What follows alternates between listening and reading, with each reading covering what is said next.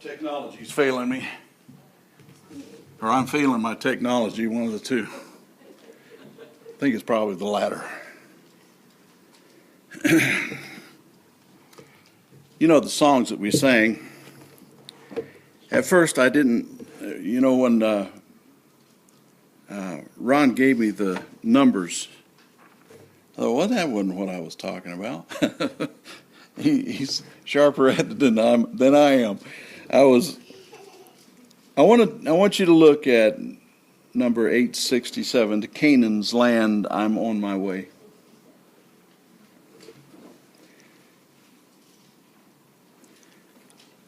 To Canaan's land, I'm on my way, where the soul of man never dies.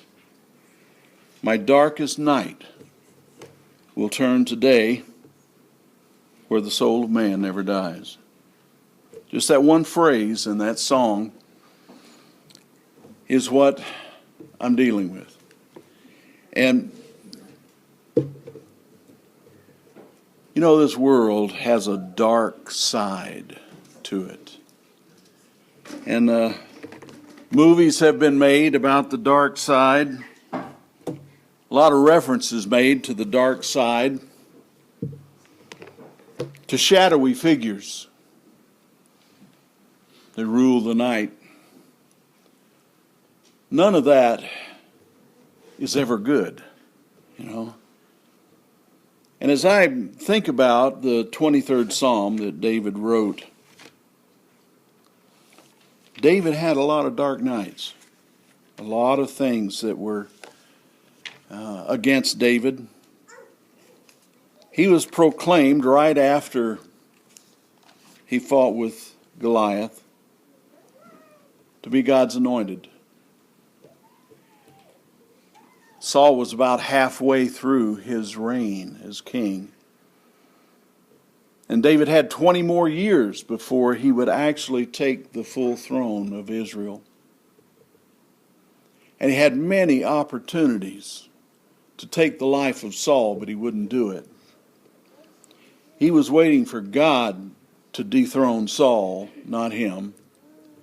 Even though he knew from God's promise that he was going to be king, he already considered himself to be the shepherd of Israel. So many times he was betrayed. And in this 23rd Psalm, I want to go back and look at it again. The Lord is my shepherd. What a beautiful thought. You know, we have over God's people a gift given from God, given from Jesus, by Jesus. In Ephesians chapter 4, it talks about he went down into the grave, he came out of the grave, he ascended on high, and he gave gifts to men. One of those gifts that he gave to men was pastors. If you understand the word that's used there, it's the same word shepherd that's used everywhere else in the New Testament. They translated it pastor there. One time, out of the Latin Vulgate, for some reason, made a new English word out of it. Pastori was the Latin word, made shepherd, made pastor out of that. Never was a word before that, but they made that word right there, which means shepherd. The Lord is my shepherd. Well, one of the gifts that Christ gave to the church was shepherds. David was considered by many to be the shepherd of Israel. He was the one that was looking out for the nation way more than Saul. David was the one that the people said Saul has killed his thousands, but David his 10,000, because they really understood David was that warrior for them, that one that would jump in there and grab the lion by the beard and slay him, would kill a bear to protect the sheep. But David had a shepherd. His shepherd was the Lord. He says, I shall not want. That's not going to be in my vocabulary about myself. I will not want. He makes me to lie down in green pastures. Think about this for a minute. What is the goal of a shepherd for his sheep? Is to find them green pastures. Not just that they can walk through, but they can rest there and get up and eat again and rest there. He says, He makes me lie down in green pastures. He leads me beside quiet waters. Do you know what that? One time, after Pop died, Mom decided that she was going to go down to the Columbia River and fish. This is an independent woman here, I'm telling you. She goes down and she's walking along the side of the Columbia River and the bank caves in and in she goes. Pew. I'm just kind of glad that it wasn't where the rapids were. I don't think it was it? And, well, she made it, obviously. She's here at 95, so been a lot of things like that, but you know what a shepherd wants for his sheep? He doesn't want the rocky rapids. He wants a place where the sheep can walk down into the water and safely drink, safely eat. It says He restores my soul. He guides me in the paths of righteousness for His name's sake. Now here's the verse that really I want us to ponder a bit this morning. Even though I walk through the valley of the shadow of death, I will fear no evil. For Thou art with me. Your rod and your staff, they comfort me. You prepare a table before me in the presence of my enemies. You have anointed my head with oil. I want to stop a minute and I want to talk about that in the valley of the shadow of death. Because there's a darkness associated with death. A darkness that we have no control over. It's a darkness that anytime you read about death, it will be associated with black or with darkness. They used to hang crepe over the doorknobs where people had died. Because black stands for death. You know, we sing that song, Night with Ebon Pinion. You know what that means? Well, ebon is black, and pinion is a feather. Night with black feathers? That just doesn't make any sense unless you understand what the writer was telling us. What is it that has black feathers that's associated with death? The vulture circling, coming ever closer. I don't know how many of you saw that movie, The Passion of the Christ. I've mentioned this several times, but this stuck with me.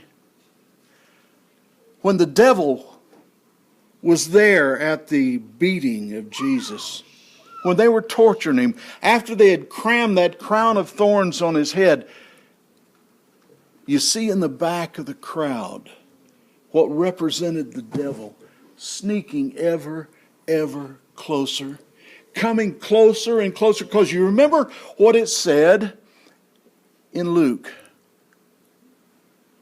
when the temptation of Jesus was done. One place in Matthew it says the devil left him. The other place it says the devil left him until a more opportune time. Wasn't gone forever. He was coming closer. The weaker he got, the more he was stressed, the closer the devil got. That darkness that represents all the way through the Bible an absence of truth, an absence of right, an absence of justice.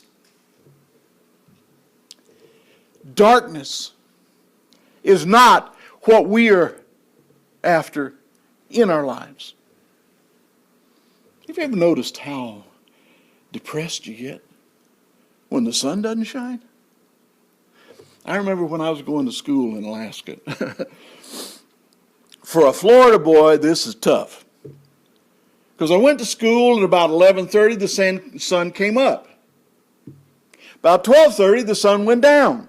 An hour? Are you kidding me? An hour of sunlight? You take months of that, can get you down. Consequently, I don't even like it when it's cloudy.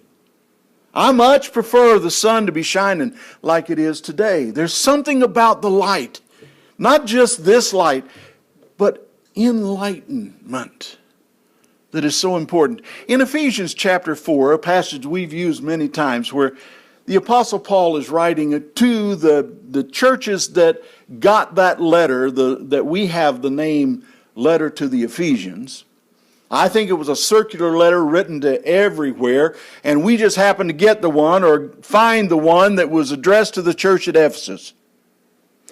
But anyway, in that letter, he says, he talks about the Gentiles. Let me turn over there so I don't misquote it.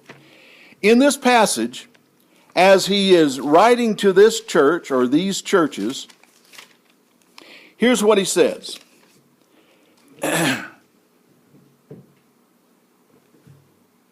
Where was I going? Oh, I just had a brain lapse. A little darkness. Huh? A little darkness. Oh, okay. Yeah. 4:17. Oh, I hate it when that happens. In Ephesians chapter 4, verse 17. So this I say and affirm together with the Lord, that you walk no longer just as the Gentiles also walk in the futility of their mind, being darkened in their understanding, excluded from the life of God because of the ignorance that is in them, because of the hardness of their hearts. Now, I know everybody is ignorant. You might get insulted at that, but let me ask you about physics. You might be the one to know physics. If you know physics, let me ask you about biology. If you know biology, let me ask you about marine biology, for instance. Everybody is ignorant about something. It's a matter of why we're ignorant. These people were ignorant for this reason. It says, excluded from the life of God because of the ignorance that was in them, because of the hardness of their hearts. Sometimes we don't know because we don't want to know. Sometimes we don't know because we skirt around that issue to keep from knowing. But what he's saying is that ignorance is darkness. Darkness is the absence of light. Enlightenment is, we use those terms all the time. My dad was famous for working in the dark and having me be his light man. And he would get so aggravated with me because I have this thing where a bug goes by and anybody that's ridden with me knows that when I watch something, my steering wheel goes this way. I see something over there and I've been stopped for drunk driving and never a stitch going in my lips. I tell you, I have that problem. So I understand that when you have the light, it's important to shine the light where it's supposed to go. That was my dad's job for me. Son, would you point it on where I'm working, please? I learned to do that. I learned to skip the bat that was flying this way or the cat that ran that way and shine the light where it was supposed to go. Now, here's the thing. If we don't understand that the light represents more than just that right there, then we're missing the whole point. There is a principle that we need to understand. That light represents God's wisdom and knowledge and understanding, His path for us. David says of God, you light my path. You dispel the darkness for me. Because everything that comes from God is true and right and just and honest. And everything that lacks that light is in varying shades of deceit or lack of knowledge.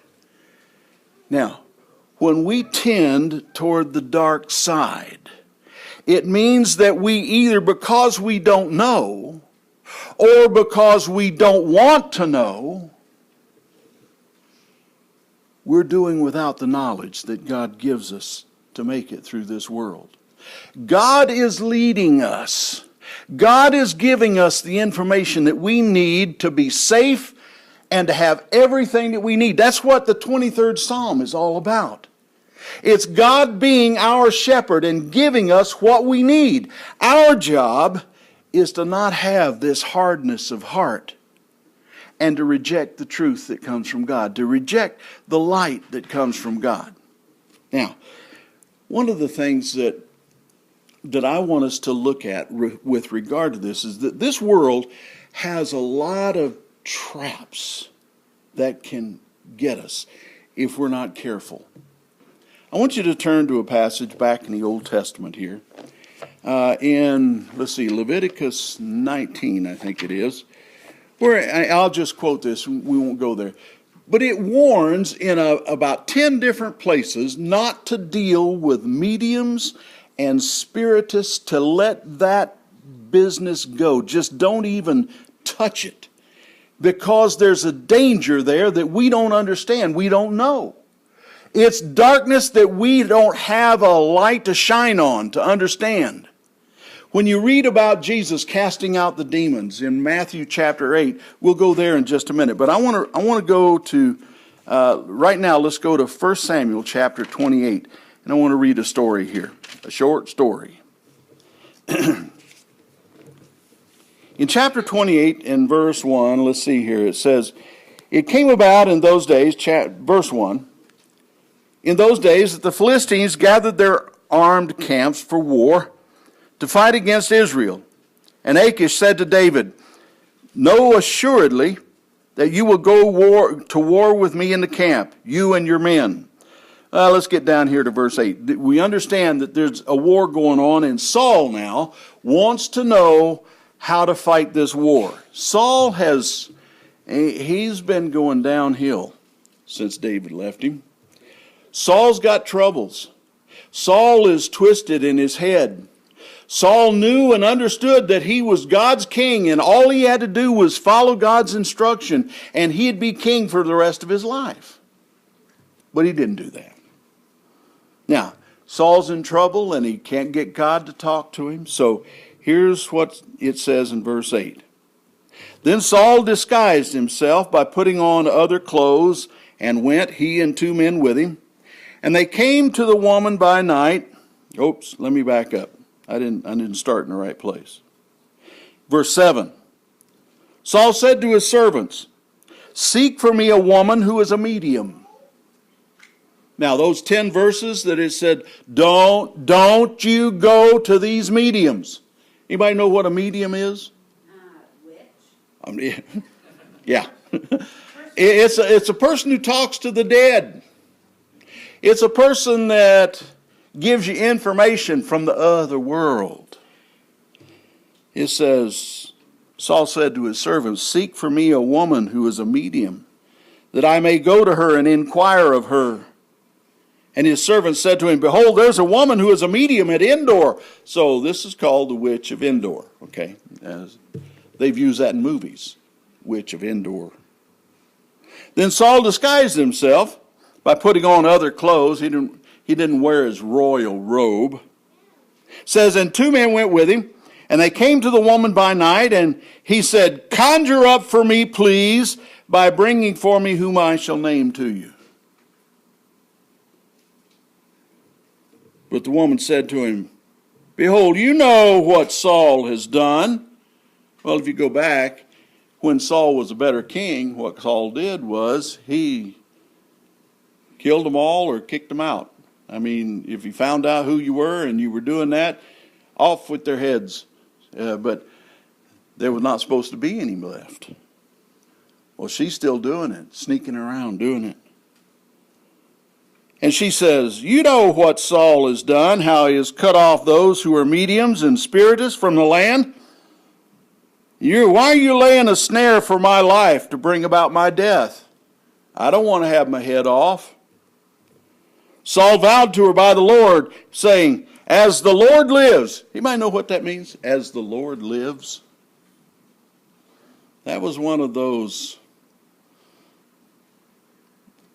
vows, an oath. You know, as we go to court and say, do you swear to tell the truth, the whole truth, and nothing but the truth, so help you God? I do. That's what this was. As sure as God's alive, this is what I'm doing. As the Lord lives. So Saul is swearing before God to violate the law of God. If that makes any sense to you. He says, as the Lord lives, no punishment shall come upon you for this thing. And the woman said, who shall I bring up for you? And he said, bring up Samuel for me.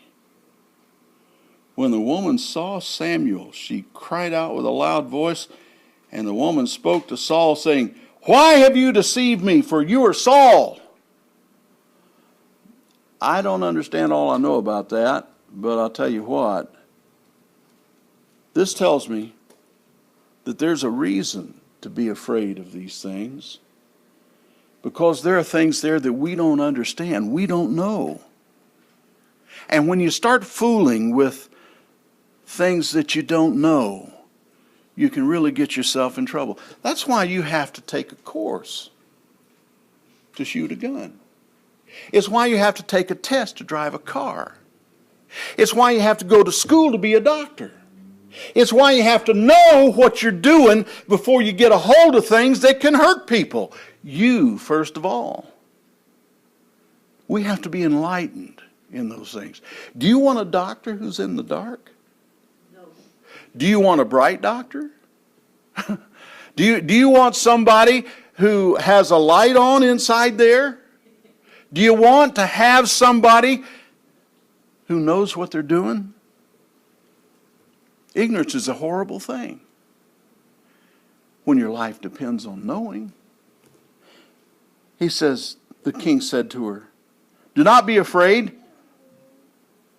But what do you see? And the woman said, I see a divine being coming up out of the earth. He said to her, what is his form? And she said, an old man is coming up, and he is wrapped with a robe. And Saul knew that it was Samuel, and he bowed with his face to the ground and did homage.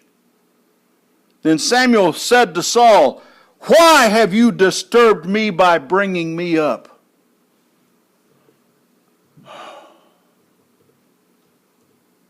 How many times have you seen movies or stories centered around talking to the dead? When the Bible absolutely, totally forbids us to deal with that kind of thing. It's something that we don't need to be doing. It's something we need to stay away from. There is a spirit world that once they leave this world, we need to leave them alone. I don't know all about that. But I do know that we're warned time and time again not to deal with those kind of things. Stay away from it. Included in this would be all the goblins and the demons and everything that seems to be so much a part of everything that's going on in this world today. How many stories are centered around the undead and people talking to the dead and ghosts and goblins and all this kind of stuff? And I tell you folks, we need to just stay away from it. We need to not watch shows that have that in it. I'm disturbed. Most of you knew that already. But I am disturbed about this. I'm certifiable. It's just something that we need to pay attention to or not pay attention to. I want us to go back to the New Testament here. I want to go to the book of Colossians. And I want us to look at something that the Apostle Paul wrote. In chapter 1 and verse 13, he made this statement. He says, for he rescued us, talking about God, rescued us, humanity, from the domain of darkness and transferred us to the kingdom of his beloved Son, in whom we have redemption, the forgiveness of sins. He is the image of the invisible God, the firstborn of all creation. He's the image of the invisible God. He's the firstborn of all creation. You know, there's some religious groups that take that totally out of context and say that he's a created being. That Jesus is not, he didn't come from deity. He's a created being. He's the first one created. That's why he's called the firstborn of all creation. But when you stop and read the Bible in other places, Jacob was not the firstborn. Esau was, but Jacob was the firstborn. Israel was not the first nation on this earth, but God calls Israel my firstborn among the nations. The most preeminent, the most important. They were that. And he is the firstborn of all creation. It says, for by him, by Jesus, all things, or hang on, let me back up. Not by Jesus, but by the one who became Jesus. The one who we call Word in John. For by him all things were created, both in the heavens and on earth, visible and invisible, whether thrones or dominions or rulers or authorities. All things have been created through him and for him. He is before all things, and in him all things hold together. He is the one that brought light. I'd like for you to turn to John, the first chapter, and let's read what John says about him being that one that brings light. Get the right book here. In John chapter 1, in verse 4, it says, in him was life, and life was the light of men. And the light shines in the darkness, and the darkness did not comprehend it.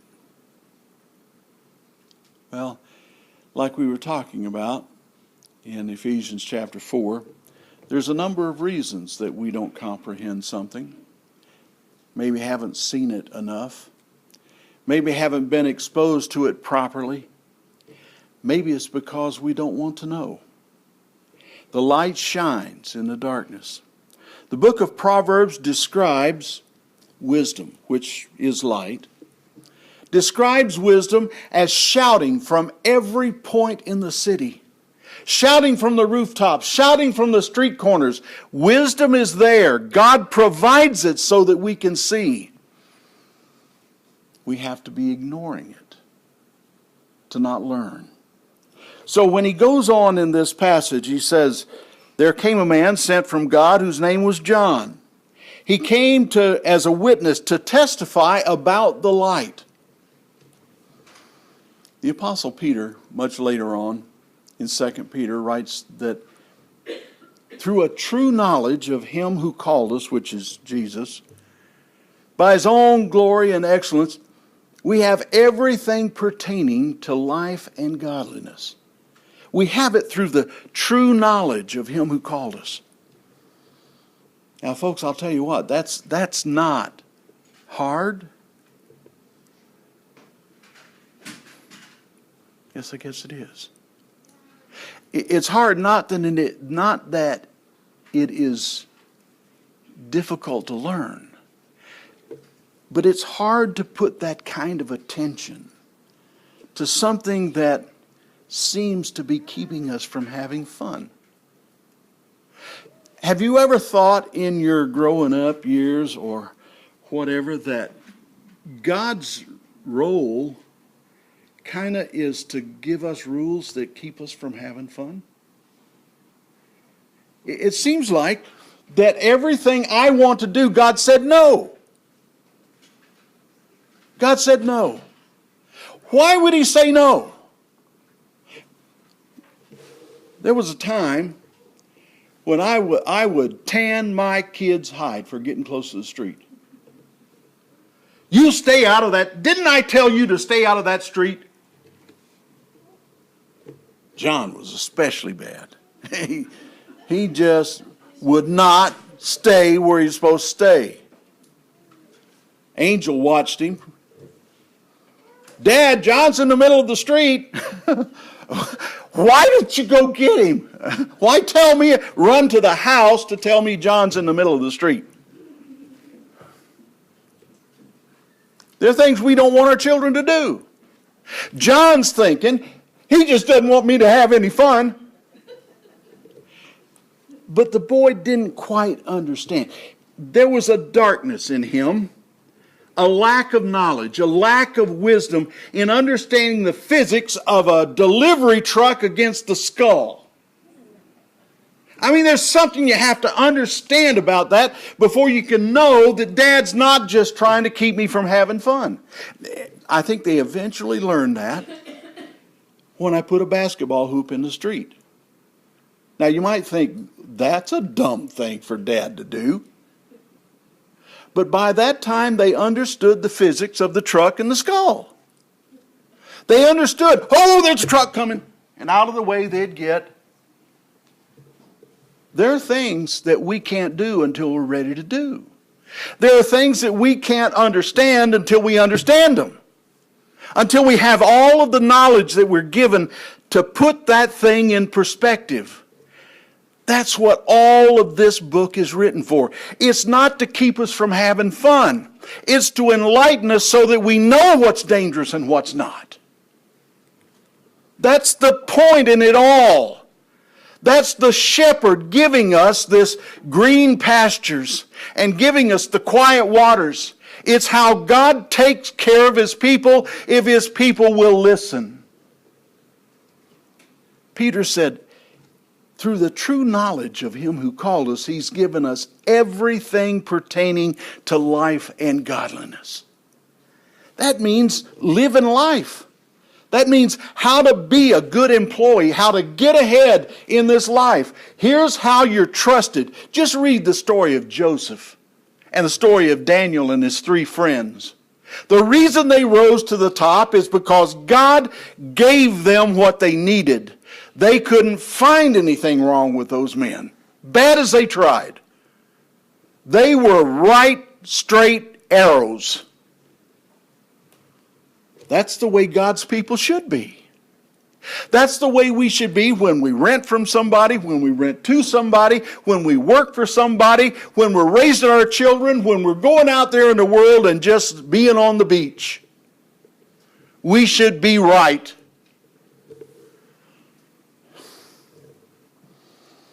It's the quiet waters. It's the green pastures.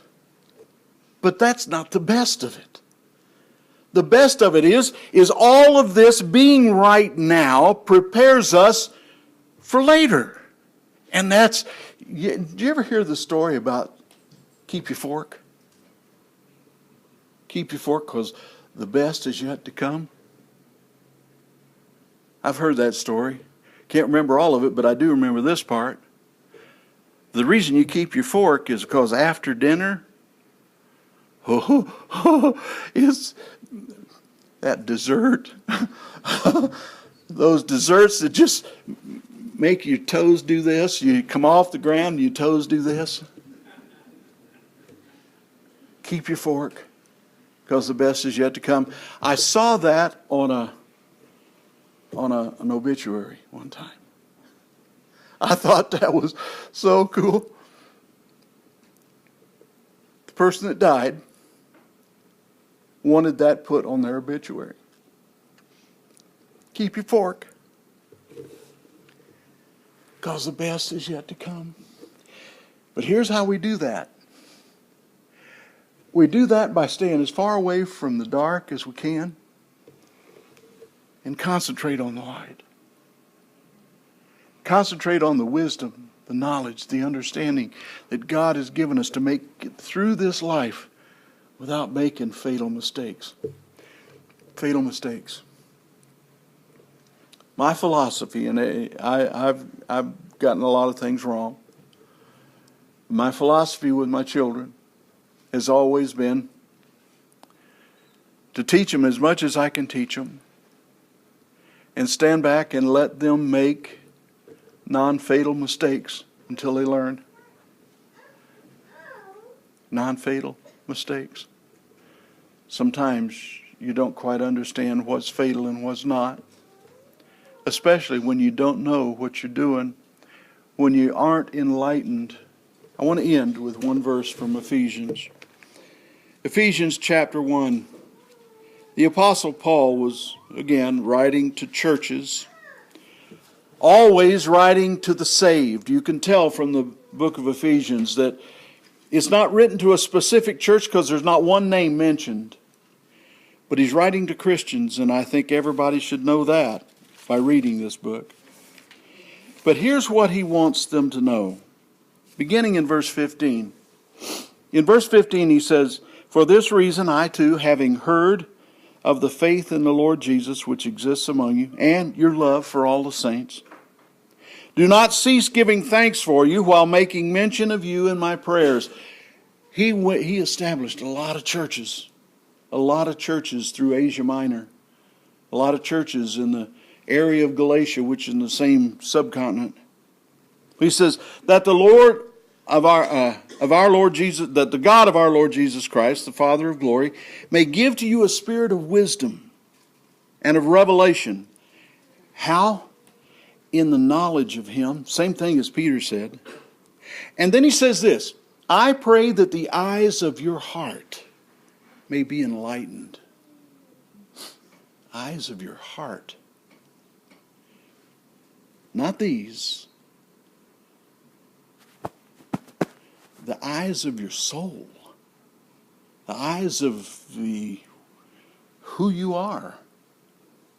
What is that? He says, "I pray that the eyes of your heart may be enlightened so that you may know."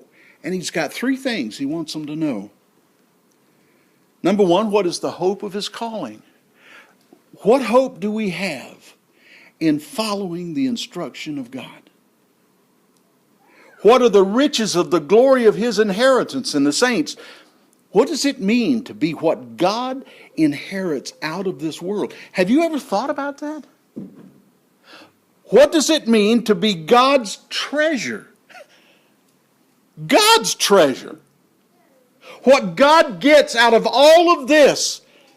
What kind of a glory is there in being one of those? And then he says, and what is the surpassing greatness of his power toward us who believe? You talk about the shepherd.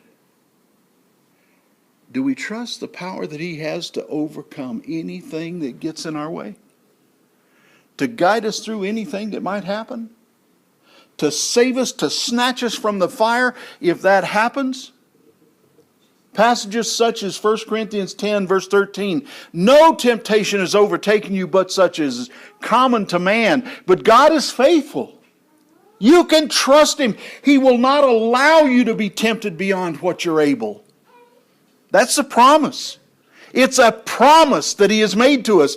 But all of that comes by understanding, by having the eyes of our hearts enlightened, not darkened. Light is understanding. Darkness is not understanding. Shy away from the darkness.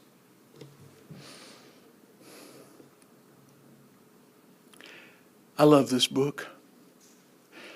This book has so many places where you can dive off and go into an abyss of depth.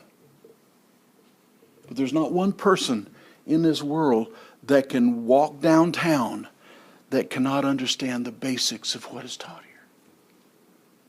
It's as deep as you want it to be, and it's as shallow as it needs to be. Nobody's left out. So if you're in need of the light, if you're not educated to the light, if you don't know what God wants you to do, we'll certainly help you find it along with what we need. Won't you come while we stand and sing?